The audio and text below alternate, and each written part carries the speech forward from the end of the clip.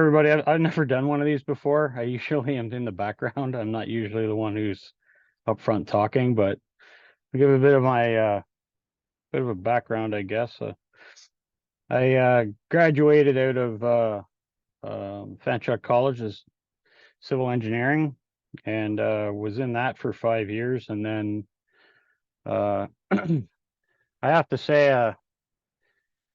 a good friend of mine, Matt Cherry, told me we used to after work we'd get together. I'd go over to his office, we'd sit around and just kind of talk amongst each other there and talk about trains and all kinds of stuff. And he says his exact words were, "Dude, you missed your calling." I said, "What do you mean, Matt?" He goes, "I tell you, you missed your calling. You're good at mechanics, you like trains, you should be in that." And I said, "Well, I like civil engineering too." And he goes, "Yeah, but you know, you can always go back to that. So what do you do next Thursday?" He says. I said, "Well, not much." He goes, "Good. You're coming to Willowbrook with me. Bring your resume." So that was the start of that. So I went down to Willowbrook. He introduced me to a couple of people down there, Rocky Panacci, Leo Quiroga, and talked to them and then put my resume in. And Matt said to me, "Look, you owe me a steak dinner if you get in." And that was what, like 25 years ago.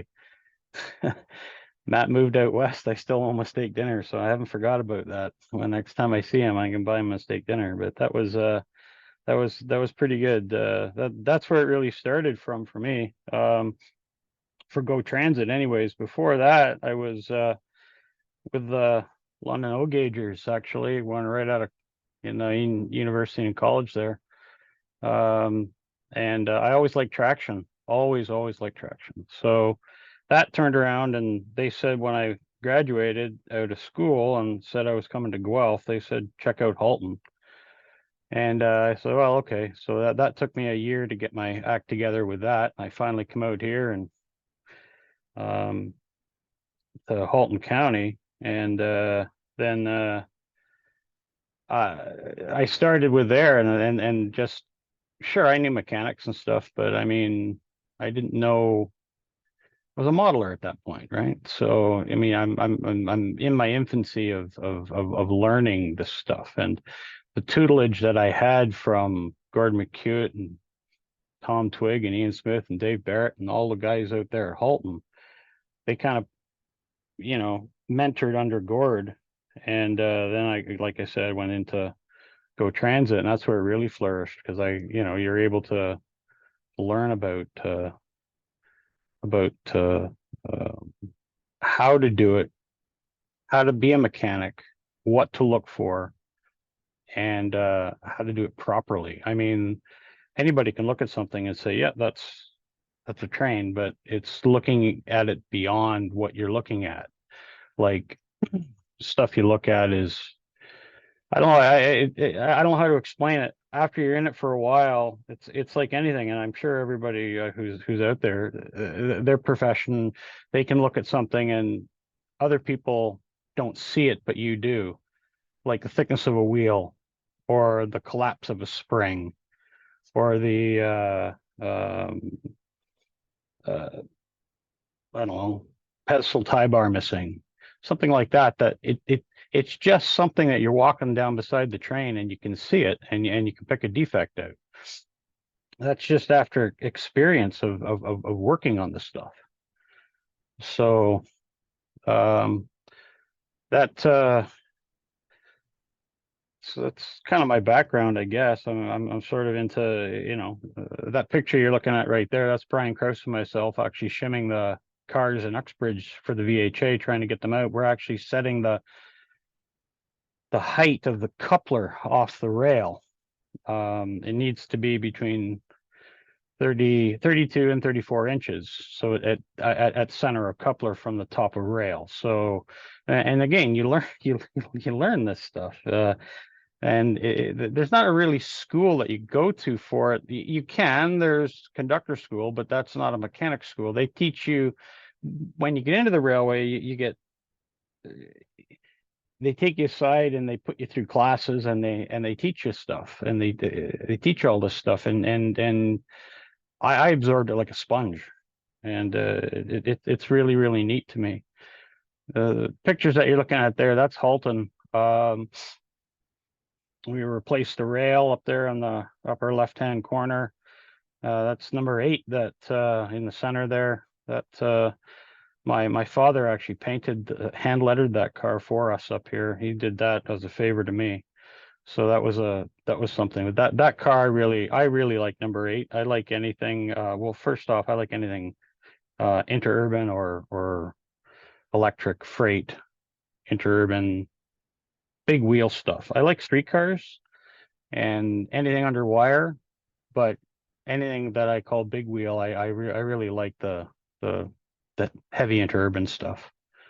So that's a couple of guys. That was some of the track work that we did on the bottom there. And the other picture there is me up on the roof fixing the pantograph. I kind of took the pantograph under my wing when I got up to Halton there, and found it was very interesting. It was an easy mechanical thing to start with. Um, I found it anyways. You had to you adjust the spring tension, you adjust the whole thing together, and it needs to be roughly. Gord was telling me it needs to be about 22 pounds on the wire, and so that's what we set that at. Some interurbans run a lot higher pressure on the wire, but we set it at about 22 pounds on the wire. So that was me adjusting it on the roof there. Now the power is off, I believe, on that one. At least I would hope it would be off, and if not, I just don't touch the wire. I've been on the roof before with it live, so it's a little daunting at first, but then you just learn not to touch the wire, because if you do, it's probably one of the last things you'll do. So yeah, this is kind of a neat. Halton's really where I got started. Halton's my home museum. I've been there close to 30 years now, and it's just it is my home museum. I will help just about anybody else out, within the realm of reason that I can. Like the Toronto Railway Museum, the VHA, is another one that I've really gotten involved with Jason and Matt and Brian Krause and the rest of the guys there at in the VHA. But Halton's where I started, and Halton's my allegiances. So it's quite it's if you haven't been to Halton, you should come out and check it out. Actually, it's a really neat museum. This is GO Transit, and this is some of the pictures I took in the shop when I was in there working on it. The lower right hand corner, that was when we were rebuilding the F-59s. I'm not sure what number that one was. It might be 520. That's one of the first ones Bombardier got a chance to rebuild, and that was interesting. CLN out of Capriol and CAT out of Montreal used to do the rebuilds for GO, and then Bombardier put a tender in to say, well, we could do them in house. It'd be a lot cheaper for you, and so they gave us a shot at it, and then we were able to. They said sure, so we started ripping them apart. You take the power assemblies out,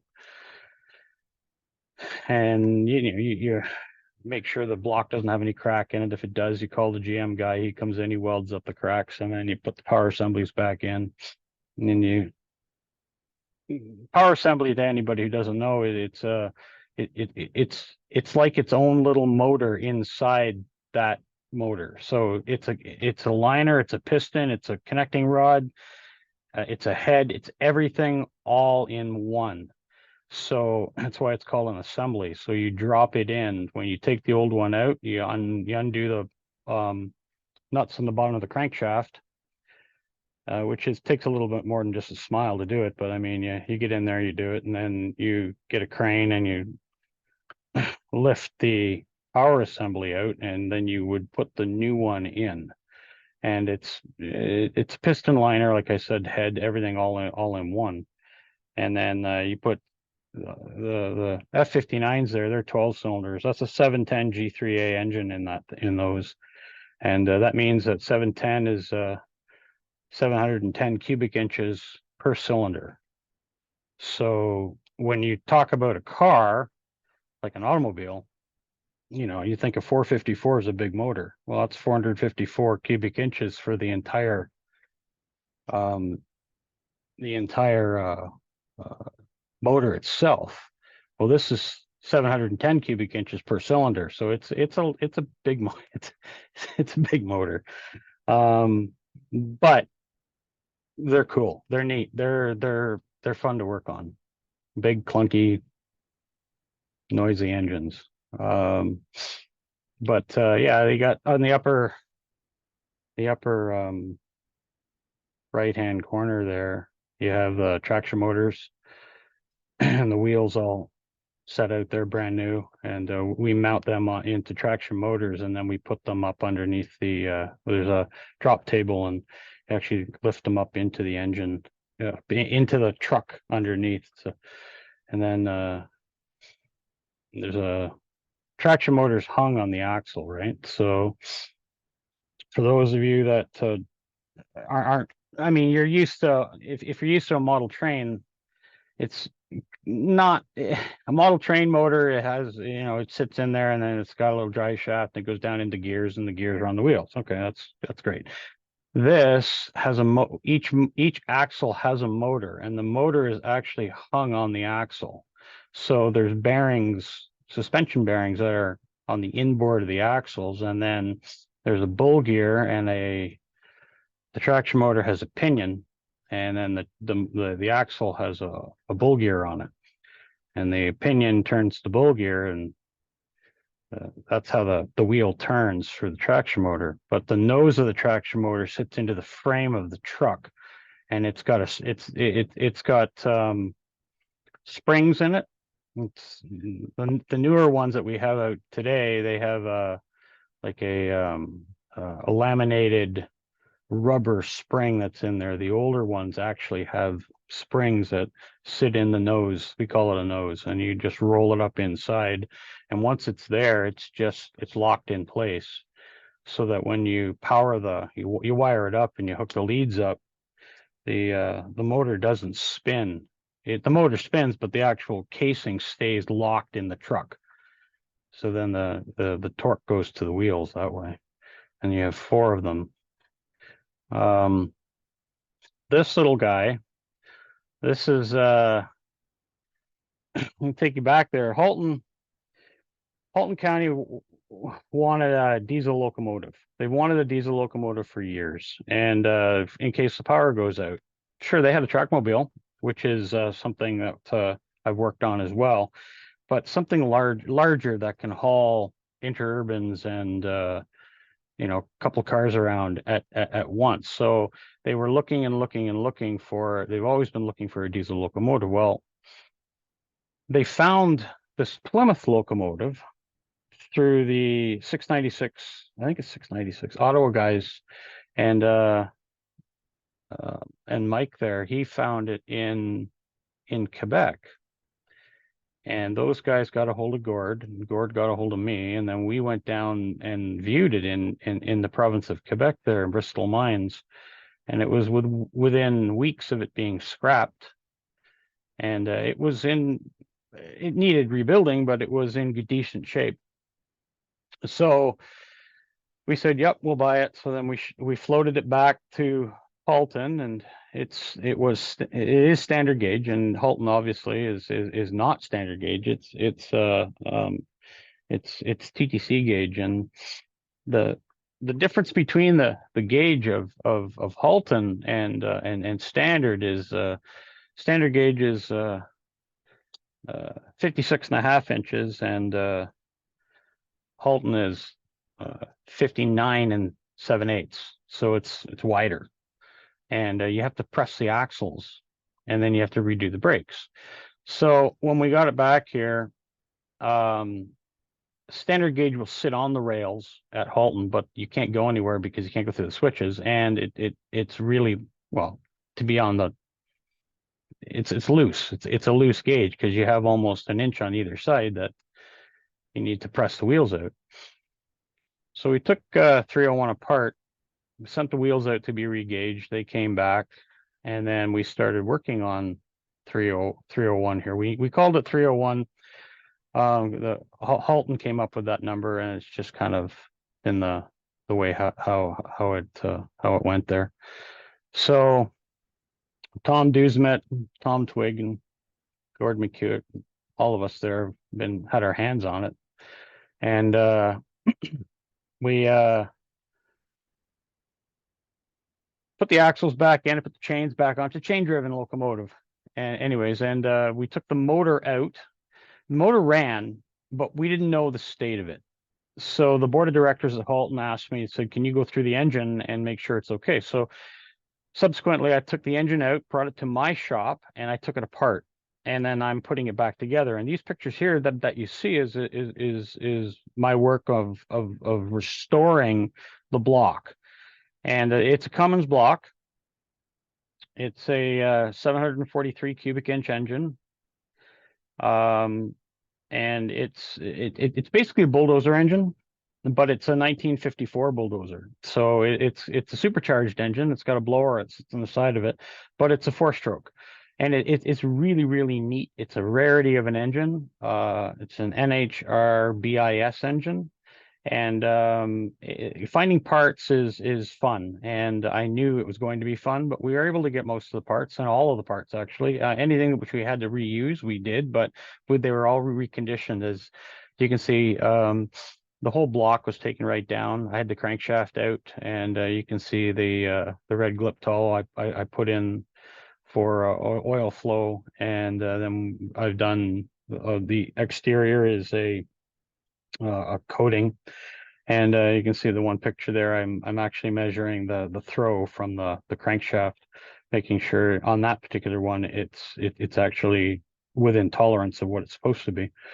So that's a fun project. Right now, that one's actually ran into another problem at Halton. The little trackmobile that we had up here decided it wanted to spin a main bearing in it, so they asked me if I could look at it. And subsequently, this engine was put to the back of my shop for a bit, and then started working on the trackmobile. And I rebuilt the trackmobile engine, and then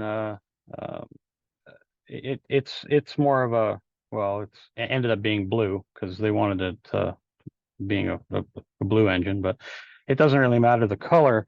It's a Jeep engine, and the trackmobile is interesting. That's, we'll just go on with this one. That's 301 there as we have it apart. Sandblasted it, taking it right down. You can see how the motor's taken right out of it. Like I said, you saw the picture before. And we're fitting the air tank on that one, that picture right there.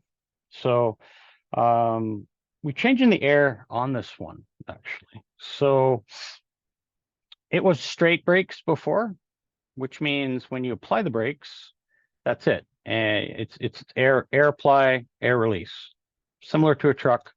But if you lost your air, you lost your brakes. There was no safety in it. It was just very, very simple.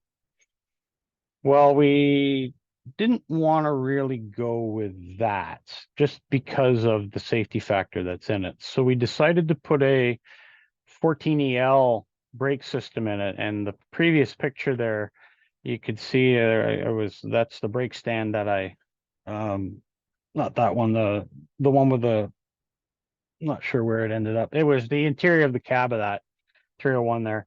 And anyway, I put a 14EL system in it, and we're piping it for a 14EL brake. But like I was saying before, the trackmobile had a problem, so I had to shelve 301 for, it's just a little over a year now that I've been working on the trackmobile. And this is me taking the trackmobile apart to pull a Jeep engine out. It's actually just it's a Willys engine in these. And so I took everything right down again, right down to the block. The hardest part about rebuilding something, if you have the manual, it gets good. I mean, that really does help. Finding the parts, looking up for the parts is absolutely, it's one of the hardest things to do. And then when you do find them, and you find a supplier that has quality parts, because you can get parts just about anywhere, but you really got to watch parts. With this engine, I went through valve guides. I went through 2 sets of valve guides because the the quality of the part just wasn't there. I get it. I wait 3 or 4 weeks. They'd show up. I mic them out. They're no good. I can't use them. Or you go to put them in and they break on you. They break when putting them in. I mean, just some of the stuff they have is just garbage. But you find a quality stuff and you carry on with it. And once you get the quality stuff in there and like I said, you mic it all out and you put it all in, it runs. This engine runs fantastic now. I'm really, really pleased with how this one came out. We actually put a air compressor on this too, so that we can actually pull. It has air, has a truck brake on it for a holding brake or a parking brake. It also has a capability now of airing up railway cars, so we could pull them and then use the railway car to stop the truck mobile. The bottom there, you can see right there, that's the difference between the old piston and the new piston. I was going to reuse the old pistons. There's nothing wrong with them. The skirts and everything are good on them. Everything measures fine. I was just going to replace the piston rings. So like I said, I ordered piston rings and I got piston rings. They came in and I put them in and started the engine up. Didn't run right. Had to take it apart again. Found out that the piston rings were of a substandard quality. So instead of I could have went back to the manufacturer, but I was like, oh, heck with this. I just went to Hastings and bought a complete kit. I bought a piston, the piston itself, rings, and piston pin. You get all 3 in a matched set. So then I put them on the connecting rod, and that's the best thing I could suggest. Now I kept the old piston. I didn't throw anything out, but I mean, if I could find somebody to make quality rings, I would do that. But again, everything is in the States right now or overseas, and every time you go to order something, it takes like 3 weeks minimum. So there's a lot of downtime. There's a lot of time wasted where if you're actually in the country that actually had them, we used to make stuff up here and we just don't anymore. It's too bad because it would be fantastic if we could turn around. Our turnaround time is a lot slower than it should be. But yeah, so anyways, moving on to the next slide there, if you got there, Ryan. Yeah, so with the VHA,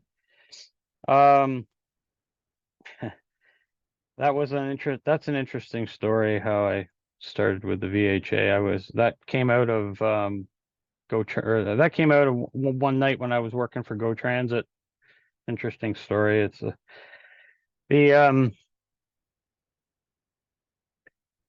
I'm sitting in Georgetown and I'm waiting for the trains to show up because I'm the chargeman in the evening there. I put the trains, the technician that puts the wayside on, ties the trains down, and then just basically puts the trains to bed in the evening. Anyways, I'm sitting there in the yard office waiting for the train to come in, and the phone rings, and it's Rocky Panacci from my work. He was a diesel shop foreman at the time, and he says, "I got this guy.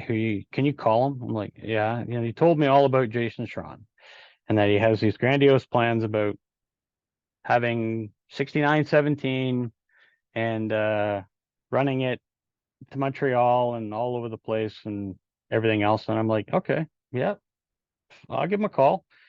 So I talked to Jason, and they had 2 engines at the time. They had 6917 and 6919. 6919 was involved in a side swipe, but it was going to be scrapped. So he wanted to know what stuff to take off if we were going to get 6917 to run. So that's with the VHA. Anyways, long story short on that one, I was able to help him stripped the parts off 6919. That engine was scrapped. We spent 3 years getting on my splits at work. I'd run the train from Hamilton in the morning. I'd have a 4.5 hour split, and then I'd run the train back to Hamilton in the evening. In the 4.5 hour split, some guys go to the gym, some guys, they go home, some guys, they play cards in the crew center, they, go volunteer at the food bank or something like that. Me, I went across the via and worked on 6917. And it took me 3 years, and I was able to refurbish it up to enough so that we could get it started. Jason needed it for sounds. They subsequently, before that, it was the TRHA saved it because it was going to get scrapped and such. And then Jason wanted it for his model, so he wanted the actual sounds of it. So we got it running and moved it around, and it's a good running engine. It's an Ulco, and it's a 4-stroke. And this engine here that you're looking at now, this is another Ulco. It's the same style of engine inside. It's a 251 Ulco, but this one's a 12-cylinder. The 6917 and subsequently 6919, they were all the LRC engines. They were 16-cylinder 251s, so it's just a much bigger engine. I'll say this: the difference between an Ulco, a GM, Fairbanks Morris, Cummins engine out of a, could be a tractor, could be a bulldozer, could be anything. They're all basically the same to a point. Now, a GM engine's a 2-stroke. An Ulco is a 4-stroke. A GE is a 4-stroke. A Fairbanks Morris is a 2-stroke. So, but if Ryan said he liked me to say this, so if you think about your car, you go out and you buy a car, and whether it's a GM or a Toyota or a Chrysler or a Hyundai, a Ford, whichever, a car is a car. They're all basically the same. The technology is there. They try to one up on this, and they do different things to their engines and stuff, but a car is a car. It's the same thing with a locomotive. A locomotive is a locomotive. Depends on what's in it. I mean, it's an internal combustion engine, so you break it down that way. If it's a 2-stroke, well, that's a different way of how the power is created in the engine. If it's a 4-stroke, it's a different way of how the power. Is it turbo? Is it not turbo? And then you just go from there.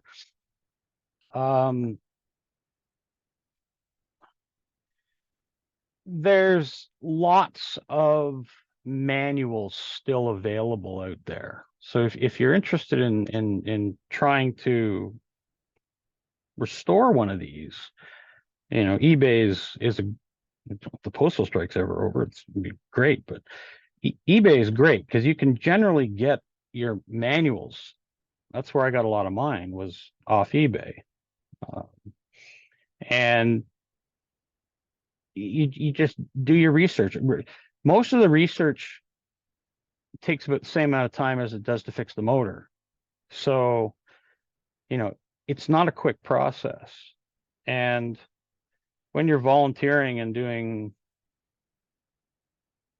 the best thing you can do is break it down into segments. Like, if you look at your model railway and it's like overwhelming to you,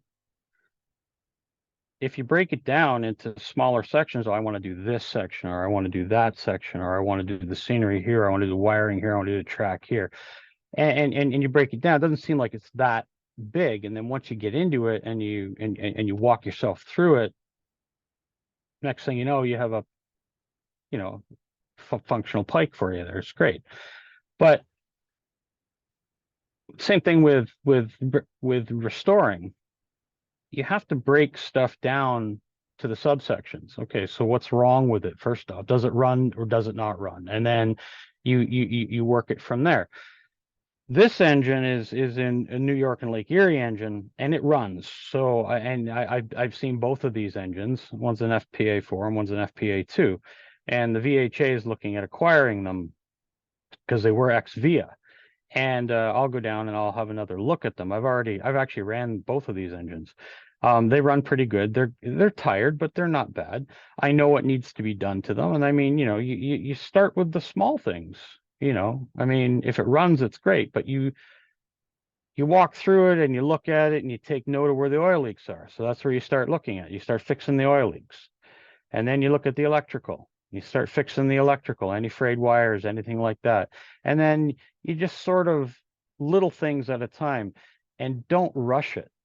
That was that was the biggest thing that I've found with different people who I've worked with. It doesn't matter if you're doing a model or if you're doing or restoring an automobile or restoring a train. It's like, oh, hurry up, hurry up, hurry up. No, you have all the time in the world to a certain degree. Yes, you, the project may outlive you, but don't. I mean, I know your model train set's different than something like this, but I don't know how else to say it. Don't rush it. Do the best job you can to the ability that you have, and don't cut corners if you can. I mean, this is expensive stuff. It's big time expensive. So I mean, you can only do what you can do with the money that you have, but do the best that you can with it. And hence, this here is going to be a boatload of money to restore these, especially these two.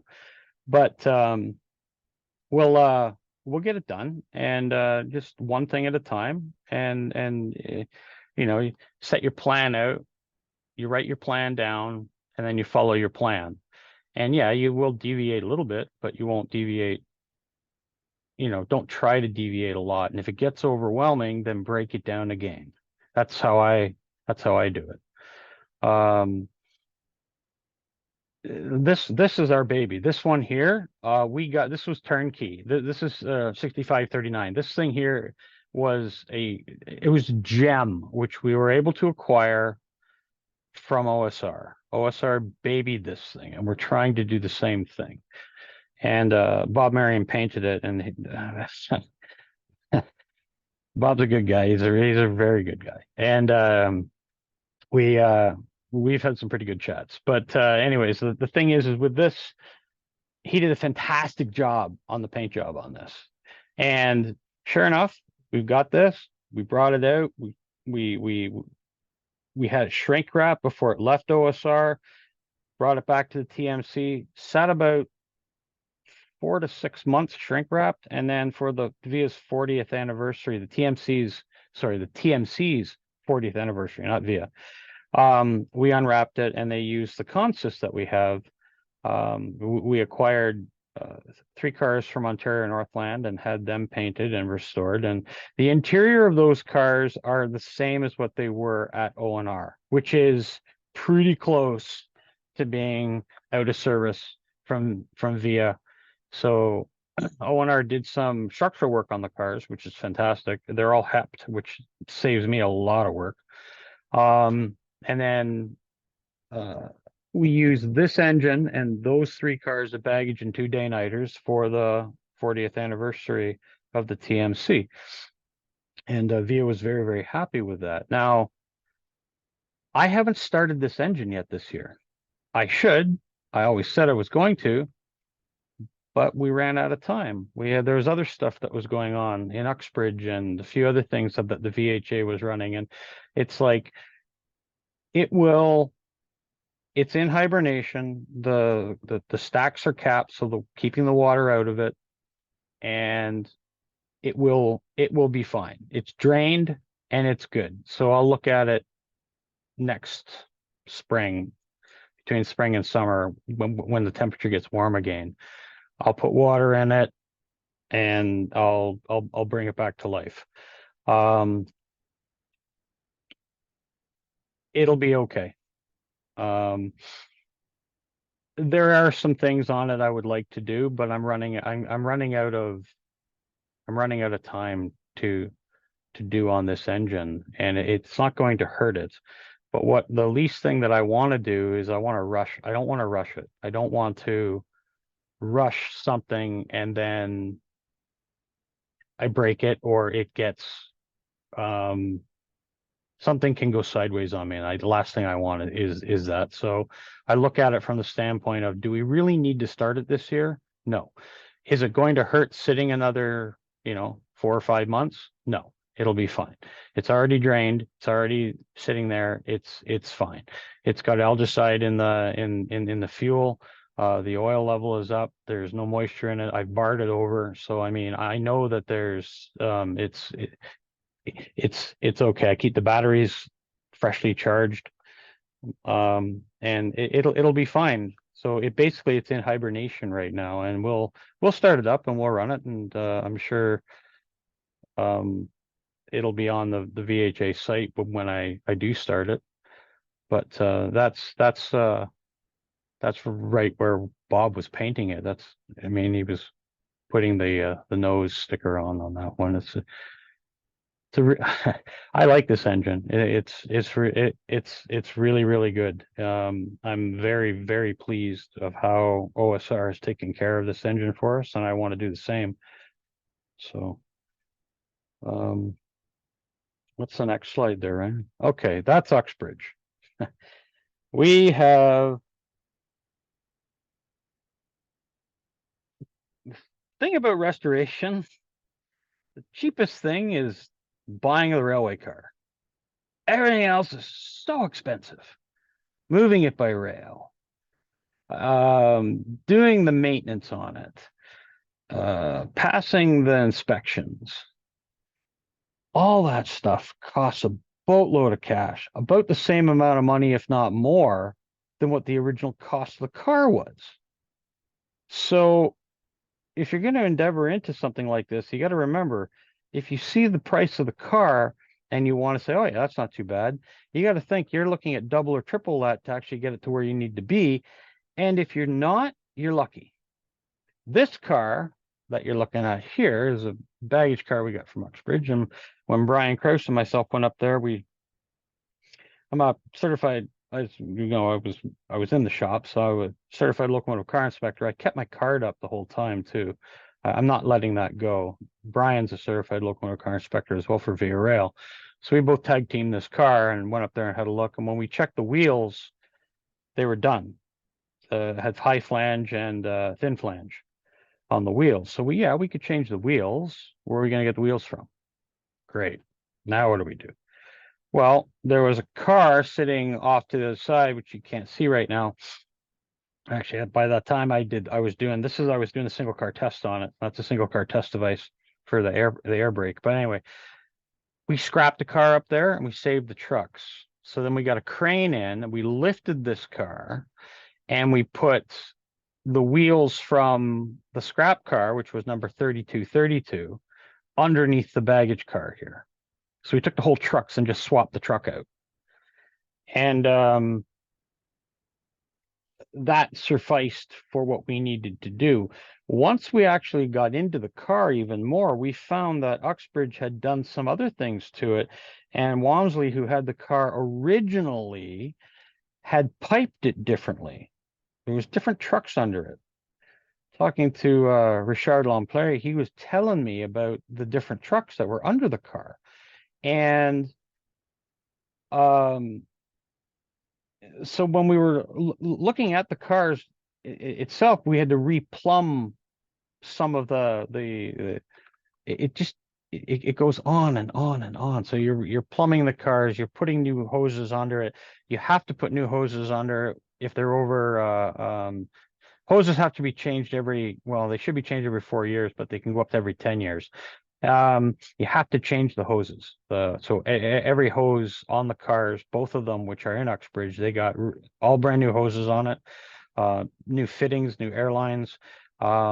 We checked the height of the coupler. It has to be at a particular height. And we all know that model trains, you have a low coupler. Well, that's terrible, right? So you got to shim the car, your model to get your your coupler rate. Same thing with the real thing, except it's a little more tonnage. So we have a 20-ton jack that you're looking at there. Brian's looking at it diligently right now, and I'm the one who took the picture. But we're actually field doing this, and we're squishing the springs. We actually have the boards on the top go against the car, and the bottom of the jack there, we have an air driven jack, and it's jacking up with those 2-inch block pieces of steel. And we squish the springs, and then on the bottom of the springs there, where the 2-inch blocks are at the bottom, right before the jack, that's the bottom of the spring. You put a shim in there, and you shim that 1/4 inch at a time, and then you put a 1/4 inch shim in, you let the weight down, you go, and you measure your coupler. And then if it's still low, you do this again, and you do it to both sides. So it's all balanced.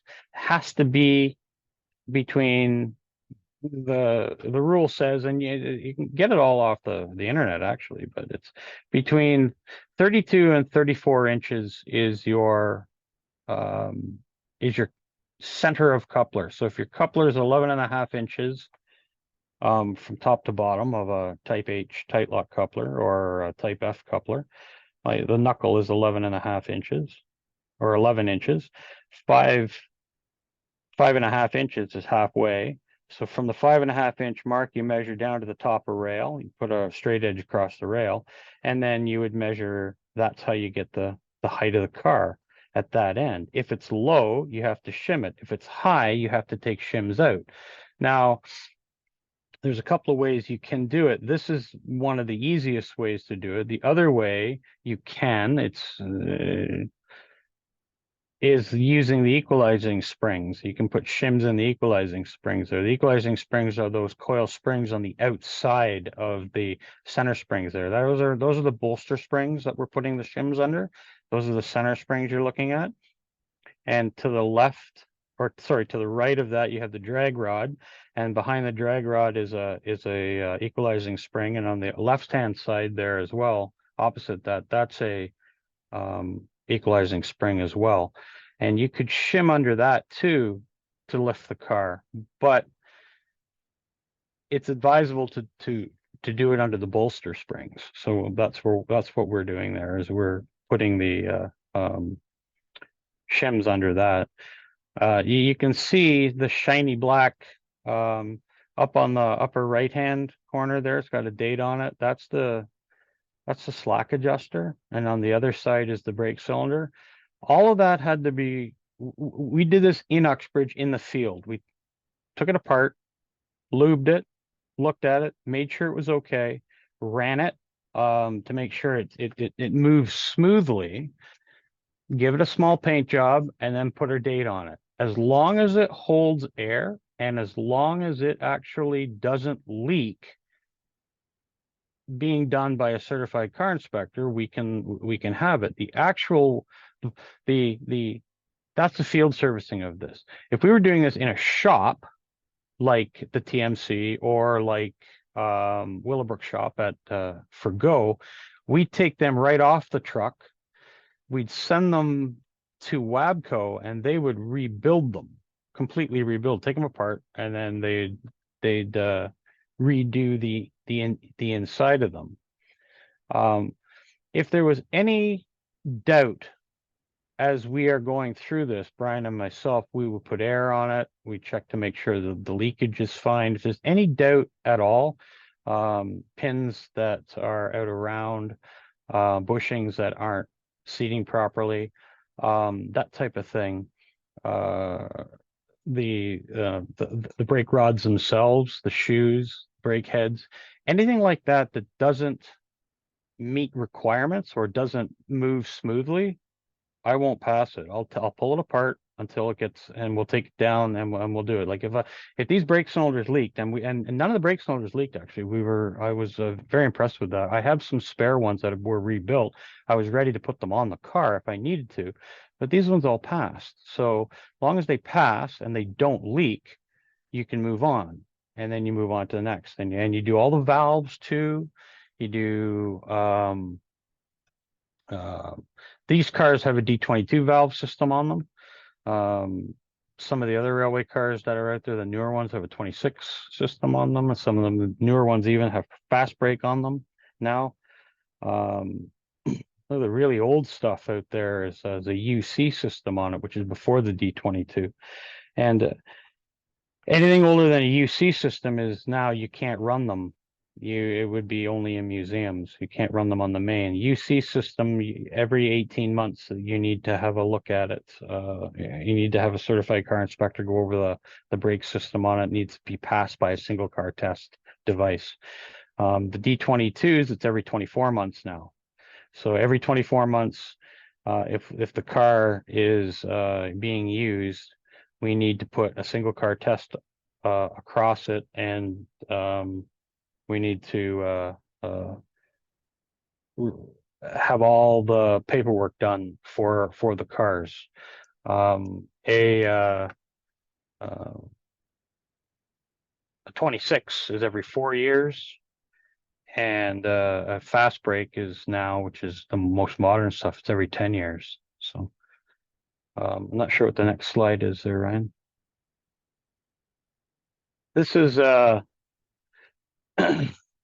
this is the TMC's 40th there, and they lined up all the consists. That's our consists there on the right hand side there, and they had a HEP consist in the middle, and then the brand new one, brand new venture set. It was a really neat day. That was pretty fun. That was a very neat day that we did that.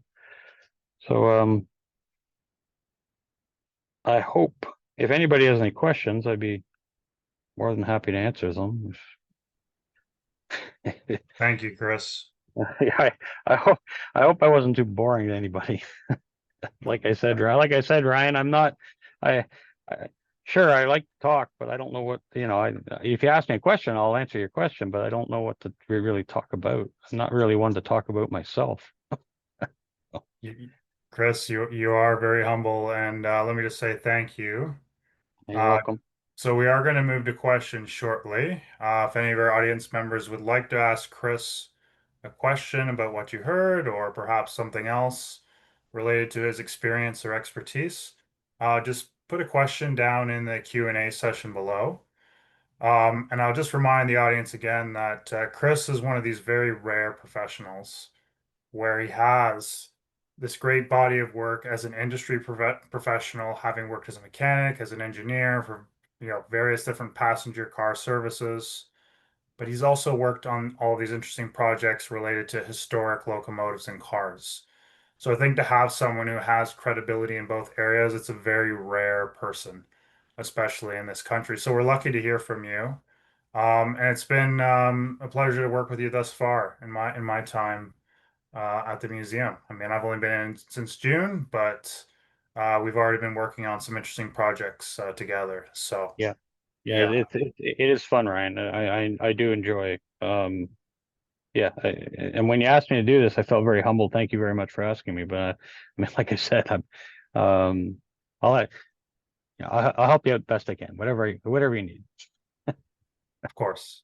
So moving into the questions, Chris, this first one is from David Mackey.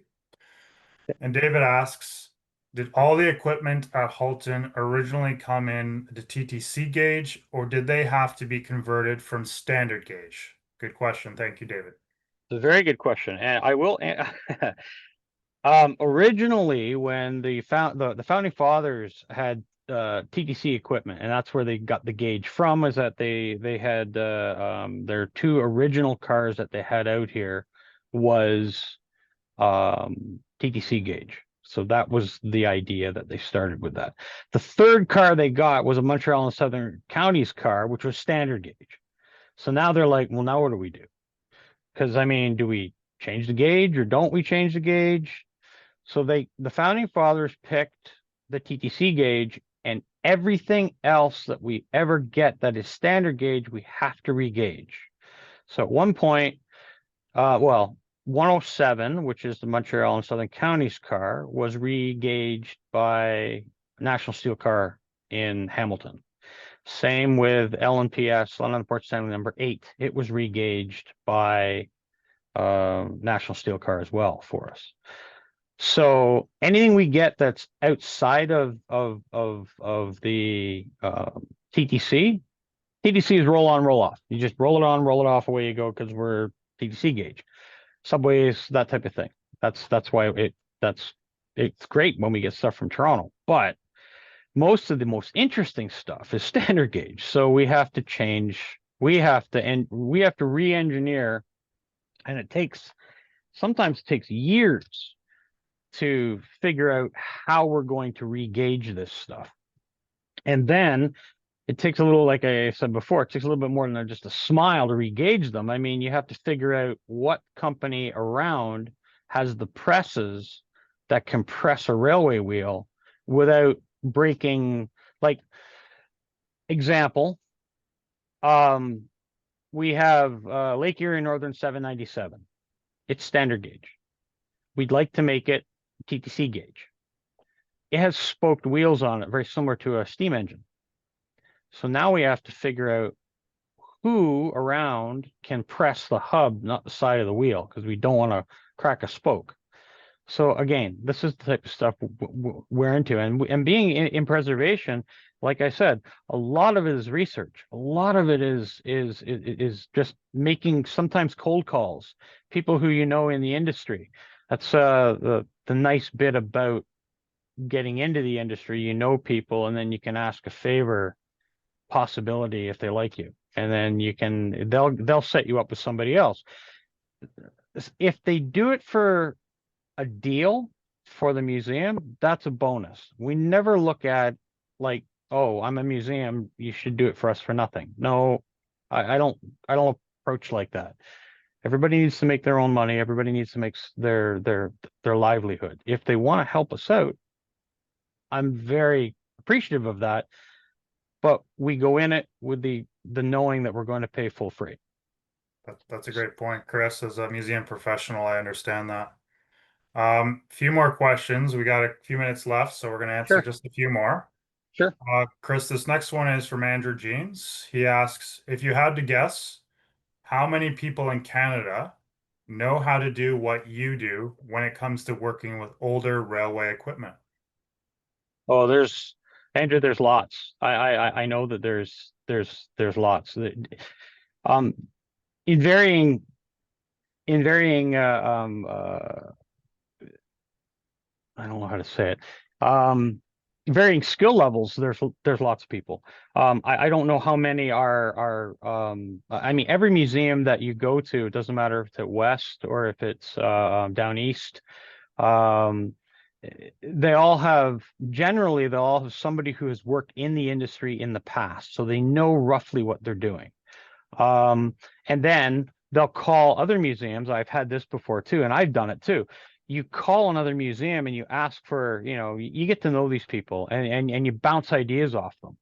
And what do you think of this? What do you think of that? That type of thing. So I would say that, I don't know, there's probably, I don't know a number.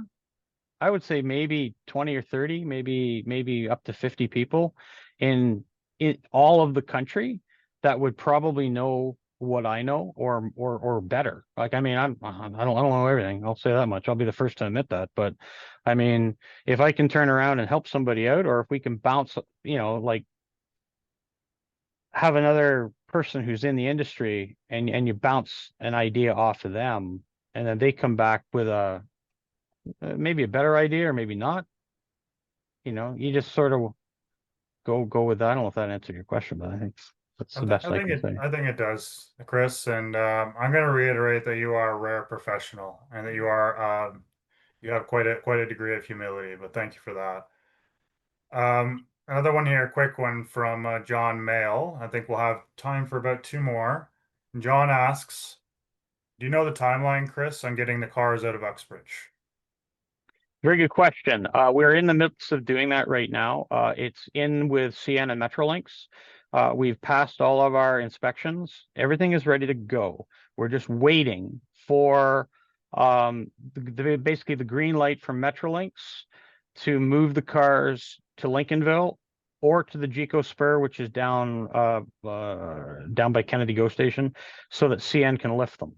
I'm not sure what's happening. I don't know if CN's coming up to Lincolnville to lift them, or if they're going to the GECO, or if we're going to the GECO spur and they're going to lift it from there. Either way, we're just waiting for Metrolinx to get back to us, and then stuff will move fairly quickly. Yeah, well answered. Thanks, Chris. So this last question, there's actually, I'm going to combine two questions into one because they flow so well together. And this is a great one to end on, so I hope people are listening. So the first part of this question, Chris, is from Gary Pringle. And Gary asks, are you feeling confident that a younger generation is going to follow in your footsteps, both as a mechanic and as a preservationist? And the second part to this question, which comes from an anonymous attendee, asks, as a young person wanting to get involved in the industry, what are some tips or suggestions? Those are two great questions.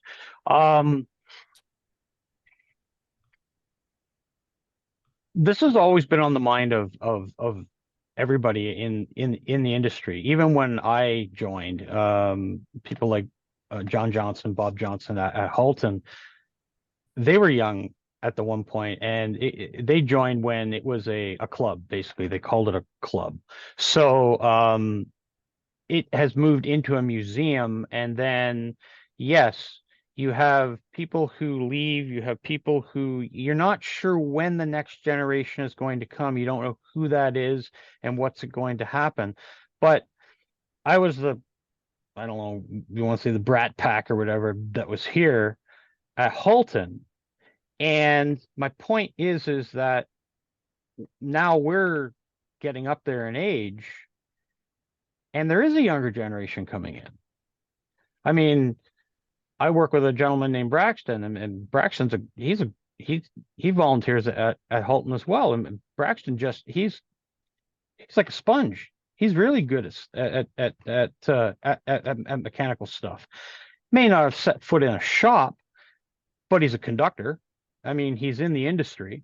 So I mean, the thing is that he brings his own knowledge to the museum, as well as other people who have younger generation that's come in. They're machinists and such like that. So I think it will always survive, and different years, different decades will bring different people in, and some you'll get a lot, some you won't get as much. But once you're established, I don't think it's ever going to go away. What was the second question, Ryan? Yeah, Second the part of part that. one was well answered. Part two, as a young person wanting to get involved in the industry, Yes, what are some that's right. tips or suggestions? Well, if you want to get into, keep an eye on the if you want to get into the industry, and depending on what part of the industry you want to get into, you got to remember the railway is a huge industry. It's a very small family. Once you get in here, you'll realize that. So the thing is that if you want to break, once you get in the door, you can basically go anywhere. So the idea is that, like, I showed up in the shop, okay, and there was a, now when I went in, you actually took your resume in. Now you would apply online, and you would apply for to get into Willowbrook, for example. You would apply to at Alstom, and there will be something online that will show you that, and you can apply there. You come in for an interview, and away you go. Once you get in the door, then you can go pretty much anywhere after you've been past your probation and you've worked in the shop for, say, a year or whatever. If you want to try operations, you apply for a transfer, and then you would end up coming over. It would be a different seniority, but you would come over to, pardon me, operations, and you'd start as a CSA, and then you would work up as a conductor, and then work up as an engineer. Once you're in the industry, though, you have inside scoop on different things. Like, if Via Rail's hiring, that may happen, which it has in the past. And we've lost people to Via because they've heard about it, they apply, they get it, and they move over to Via Rail. So same thing with O&R. or Ontario Northland, you can move to ONR. Getting yourself in is the hardest thing. But I mean, I find that if you start at an entry level, and I'm not saying the shop is an entry level, but I found that if you are mechanical and you like to do stuff like working on them, getting the base knowledge of the train and then moving to operations, oh, you have a world of knowledge that you can, spread around because you know the inner workings of it rather than just driving it.